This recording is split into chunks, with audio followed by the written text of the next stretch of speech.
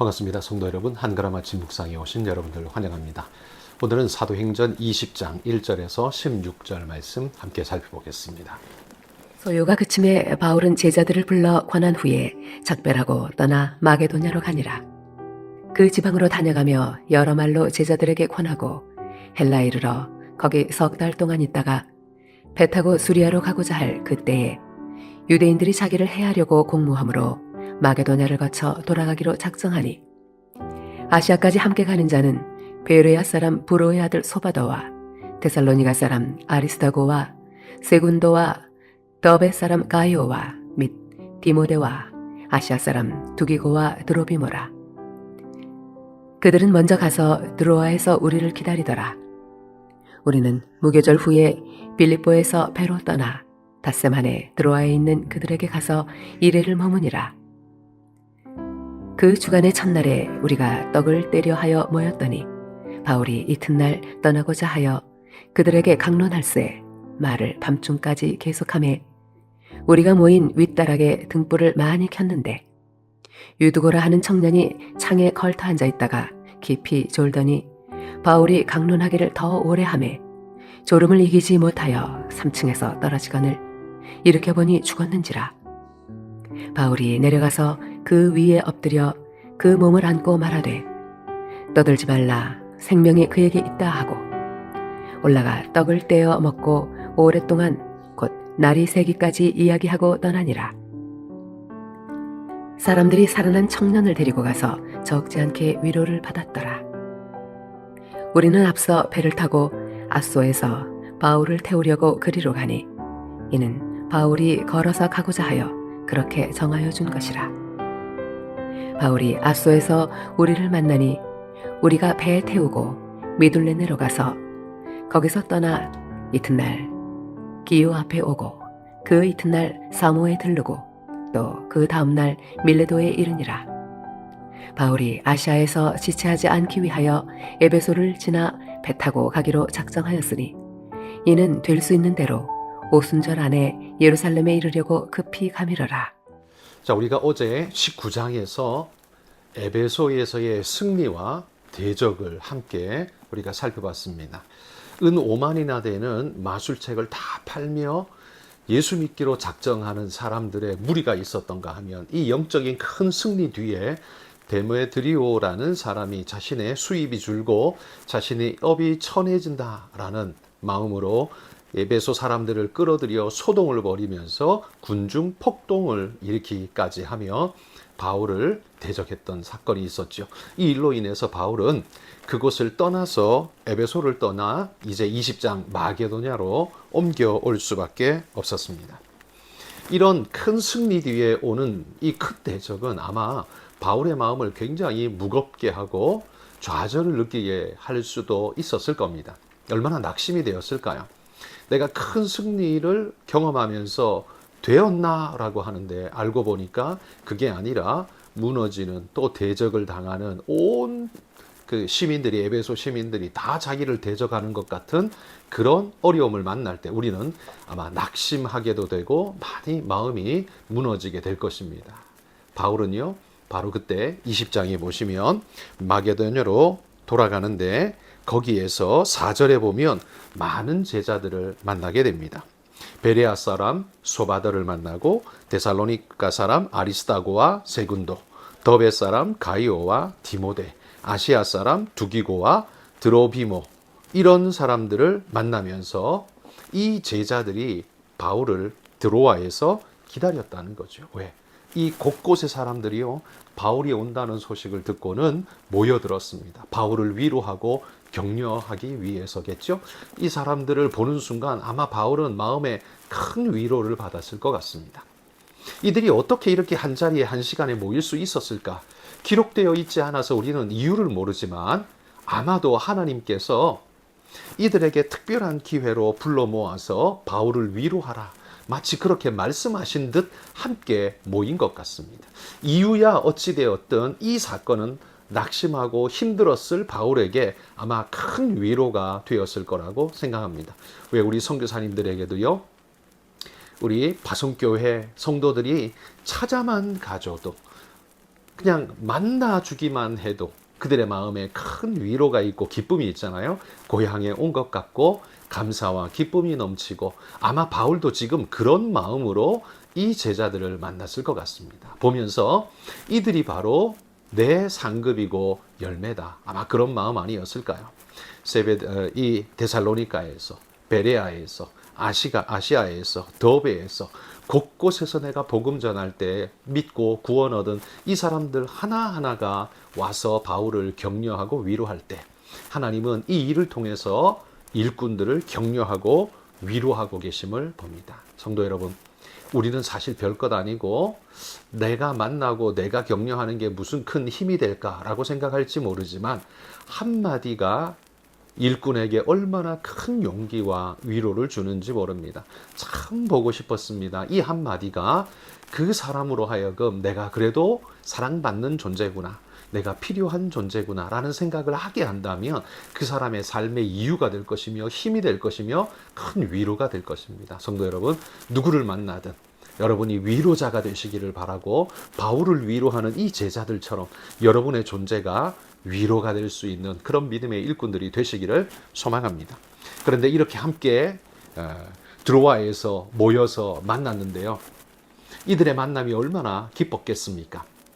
그러나 말씀에 보면 7절에 보면 바울이 이튿날 떠나고자 하여, 그러니까 오늘 만났는데 바울은 지금 내일 떠날 작정을 하고 있는 거예요. 그러니까 만남의 시간이 너무 짧은 겁니다. 안타깝죠. 그러나 그 짧은 시간에 그들은 뭘 했습니까? 말씀을 강론하며 밤중까지 늦게까지 함께 말씀을 나누고 교제했다는 겁니다. 그러니까 인간적인 파티를 연 게 아니고 하나님 말씀 안에서 그들이 하나로 격려하고 위로하고 함께 모여 말씀 나누는 은혜의 시간을 그들이 서로 가졌다는 거죠. 여러분, 이것이 얼마나 영적인 사람들의 힘이 되는가를 보십시오. 우리는요, 세상적인 어떤 비싸고 좋은 걸 먹음으로써 하나 되는 존재가 아니라 우리는 하나님의 말씀을 함께 나눔으로써 하나 되고 용기를 얻는 믿음의 은혜를 회복하는 그런 믿음의 사람들이라는 사실을 여러분 우리는 기억하기를 바랍니다. 하나님께서 우리를 사랑하사 이런 놀라운 은혜와 은총으로 믿음의 우리 삼겹줄로 엮어주셨는데 성도 여러분, 함께 말씀을 나누고 그 기쁨을 함께 누리는 우리 모두가 되어야 될 줄 믿습니다. 그런데요, 이렇게 말씀을 나누는데 바울이 밤늦게까지 이 말씀을 강론한 겁니다. 다시 말해서 마치 우리 필리핀의 목회자 연장교육처럼 제자들 세워놓은 곳곳의 제자들이 와서 바울을 만났는데 이 목회자 연장교육을 한 거예요. 늦게까지 이 말씀을 전하면서 다시금 그 마음의 뜨거움을 전하며 하는데 유두고라는 청년이 그 말씀을 듣고 앉아있다가 창틀에 걸터 앉아서 이 말씀을 듣다가 졸음을 못 이겨서 떨어져서 죽었다라고 이야기합니다. 물론 이후에 살아납니다만 이 말씀을 듣는 시간 감당하지 못해서 졸다가 떨어져 죽어버린 이 일을 어떤 이들은 아주 불경하고 말씀을 대하는 자세가 글러먹었다 이렇게 생각할지 모릅니다. 그런데 여러분, 이 부분을 다시 다른 눈으로 한번 지켜보십시오. 이 유두고라는 사람은 여기 보면 어디 멀리서 왔다 그런 사람이 아닙니다. 아마 이 드로아에 있었던 어떤 사람, 어떤 청년이었던 것 같습니다. 이 청년이 아침부터 저녁까지 이렇게 하루 종일 노동하며 피곤하게 일하고는 와서 저녁에 바울을 만나고 말씀 듣기를 사모해서 늦게까지 말씀을 들었다라고 합니다. 늦게까지. 말씀이 길어져서 늦게까지 듣는데 특별히나 8절에 보시면 이렇게 말해요.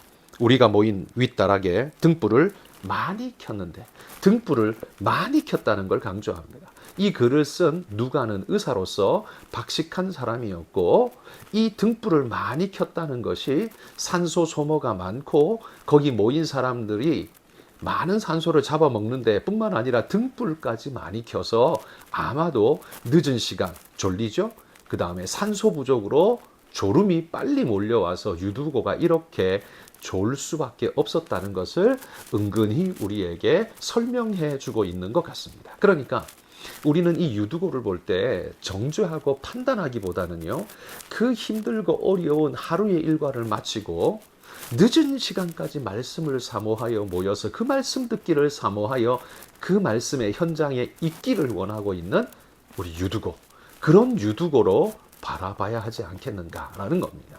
우리 종교역자 칼빈도요, 이 유두고를 두고 핀잔을 주고 책망하는 사람들을 이해 못하겠다라고 그렇게 글을 쓰고 있습니다. 오히려 그가 힘들고 어려운 중에도 하나님 말씀을 사모하여 애써 들으려고 하는 그의 노력을 오히려 칭찬하고 있다는 거죠. 여러분, 우리도 그런 눈으로 바라볼 수 있었으면 좋겠습니다. 온갖 피곤함에도 불구하고 바울을 만나고 싶고 믿음의 형제들을 만나고 싶고 말씀을 나누고 싶어서 그렇게 찾아와서 비록 좋을지라도 그 현장에 나오기를 사모하는 믿음의 일꾼들 생각해 보십시오. 우리 금요기도회 하루 일과를 마치고 모이는 그 시간, 여러분 얼마나 피곤하고 힘듭니까? 그럼에도 불구하고 말씀과 찬양으로 우리가 함께 모여 하나님의 은혜를 나누자, 그런 마음으로 나오는 우리 성도들이 말씀을 듣다가 좀 졸더라도, 기도를 하다가 좀 졸더라도 어떻습니까? 그 자리를 사모하여 나오는 그 마음이 얼마나 갸륵하고 아름다운 모습입니다. 우리는 그런 마음 가지고 주님 앞에 모일 수 있기를 소망합니다. 할만할 때, 여유 있을 때, 그냥 남아 돌 때, 여러분 그럴 때 헌신하는 게 아닙니다. 그건 사실은 헌신이라고 말할 수 없죠. 헌신은 내 것을 희생하여 드릴 때 헌신이라고 말할 수 있죠. 그러니까 힘들 때, 어려운 여건에도 불구하고, 넉넉지 않음에도 불구하고 하나님 앞에 드리는 것을 우리는 헌신이라고 말하죠. 여러분, 우리도 할 일이 없어서 교회 나오는 게 아니라 많은 일에도 불구하고 주님 앞에 나올 수 있는 열심히 있기를 소망합니다. 유두고처럼 하루 종일 일하고 바울 만나고 싶어서, 말씀 듣고 싶어서 그 늦은 시간까지 그 자리를 지키고 있는 유두고처럼, 여러분 우리도 그런 믿음의 모습으로 하나님을 쫓아나가는 귀한 일꾼 되시기를 주의 이름으로 축복합니다. 오늘은 여러분 필리핀의 정성호 김선자 선교사님 위해서 기도해 주시고요. 특별히 우리 청년들이 6월 23일부터 29일까지 필리핀의 민다나오에서 우리 성경학교 사역을 감당할 텐데요. 우리 청년들이 가서 귀한 사역을 잘 감당할 뿐만 아니라 큰 도전받고 올 수 있도록, 그들이 가서 무엇을 얼만큼 할 수 있겠습니까? 오히려 우리 청년들이 큰 도전받고 돌아올 수 있는 시간이 되게 해달라고, 또 안전하게 지켜달라고 기도해 주시면 감사하겠습니다. 함께 기도하겠습니다.